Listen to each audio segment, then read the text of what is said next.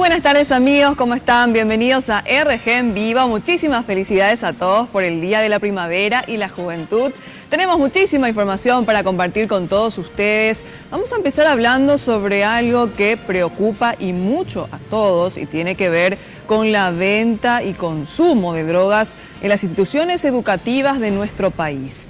La SENAT recibe semanalmente, cada 7 días, más de 50 denuncias por consumo, distribución de estas drogas ilícitas. Laura Penayo, contanos más detalles, por favor. Adelante, te escuchamos. Así es, Cintia. Y de acuerdo a lo que nos indicaban desde la SENAT, la droga más consumida después del alcohol es la marihuana. Se habla de que aproximadamente 7 de cada 100 estudiantes admitieron ser consumidores de esta droga.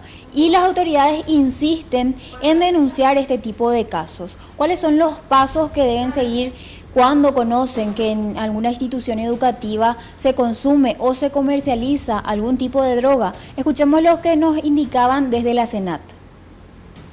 La denuncia concreta a su comisaría más cercana o a la sección de microtráfico de la SENAT 554-585.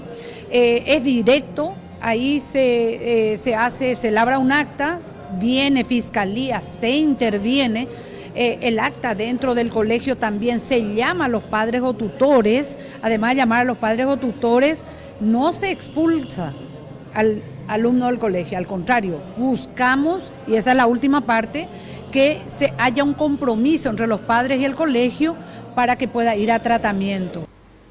Y de acuerdo a lo que nos indicaban desde la SENAT, es en el área metropolitana donde se registra mayor índice de microtráfico, mientras que en las zonas fronterizas se registra un mayor consumo de drogas sintéticas. Bueno, Laura, muchas gracias por este reporte. Entonces, un dato para tener en cuenta también, según la SENAT, es que actualmente 1.800 personas están siguiendo tratamiento debido a la adicción a las drogas.